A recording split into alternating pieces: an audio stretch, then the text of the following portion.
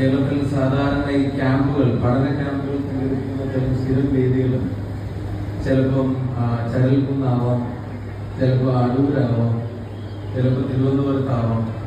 അതുപോലെ ചില സ്ഥിരം വേദികളുണ്ട് ക്യാമ്പുകൾ സംഘടിപ്പിക്കും. ആ സ്ഥിരം വേദികളെല്ലാം വിട്ട് ഈ കടലിന്റെ തീരത്തേക്ക് ഞങ്ങളെ സഹപ്രവർത്തകരെ, വിദ്യാർത്ഥി സുഹൃത്തുക്കളെ കൊണ്ടുവന്നു. ഞങ്ങളുടെ അന്നത്തെ സംസ്ഥാന കമ്മിറ്റിയുടെ പഠന ക്യാമ്പിന് ഈ തളിക്കുളവും സ്നേഹതീരവും പരിസര പ്രദേശങ്ങളും വേദിയാക്കി. ഈ വേദിയിലും സദസ്സിലും ഒട്ടേറെ ആളുകളുടെ മുമ്പിൽ വെച്ച ക്യാമ്പ് ഞങ്ങളുടെ സ്വാഗത സംഘം ചെയർമാനായി നിന്ന് നടത്തി തന്നു. ഞങ്ങളുടെയൊക്കെ രാഷ്ട്രീയ ജീവിതത്തിൽ എക്കാലത്ത് നമ്മൾ ഓർക്കുന്ന കുറേ ദിവസങ്ങൾ ഞങ്ങൾക്ക് സമ്മാനിച്ച മനോഹരമായ ഇടമാണ്. ഇതിൽ സ്നേഹതീരം എന്നതിലും നല്ലൊരു പേര് ഇടാനില്ല എന്നത് കൂടെ നമുക്ക് എല്ലാവർക്കും കാണാം.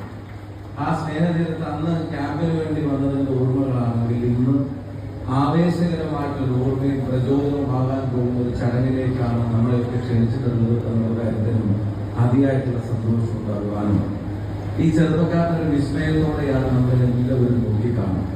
ഒന്നാമത്തെ കാര്യം, പുതിയ ചെറുപ്പക്കാരെ സംബന്ധിച്ച് ഇച്ചിരി ഒരു അവമാനത്തോടു കൂടിയൊക്കെ സംസാരിക്കാൻ ആളുകൾ വ്യഗ്രത കൊള്ളുന്ന ഒരു കാലം.